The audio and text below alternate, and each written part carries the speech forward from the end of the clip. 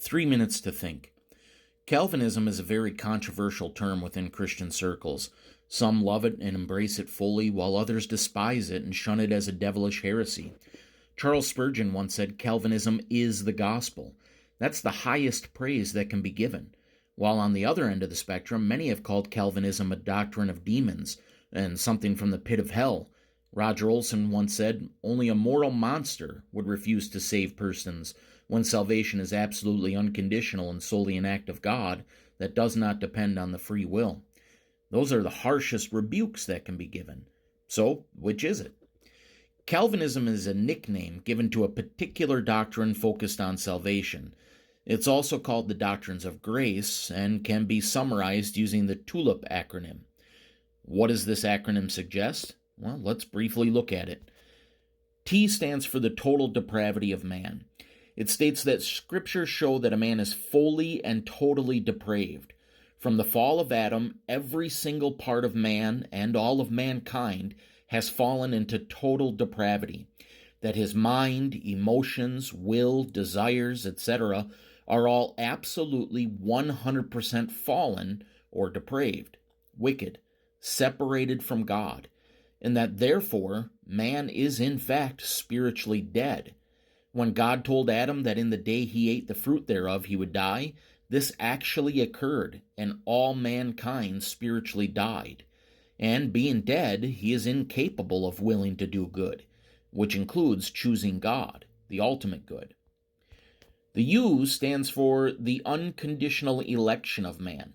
It states that since man is dead and incapable of good, if anyone is to be saved, it must not depend on man. It must be a God-initiated action, and that action has no basis whatsoever in mankind himself.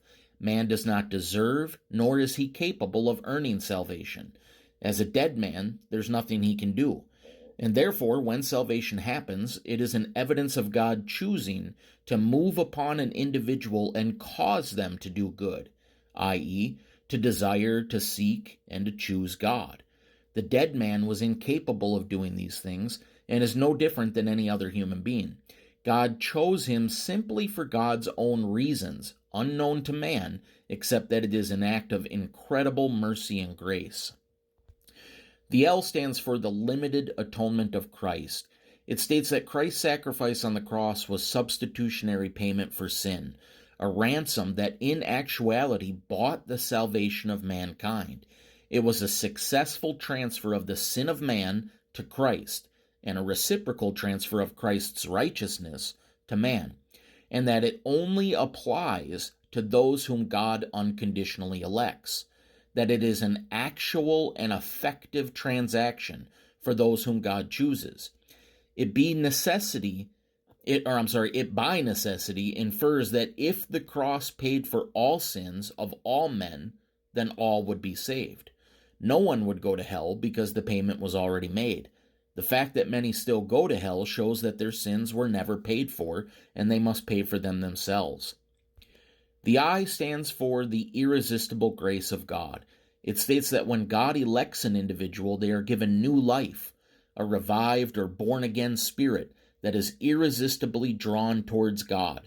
A person so affected by God is given new desires, new motives, and a new will, whereas the old desires, motive, and will were drawn towards selfishness and self-pleasing.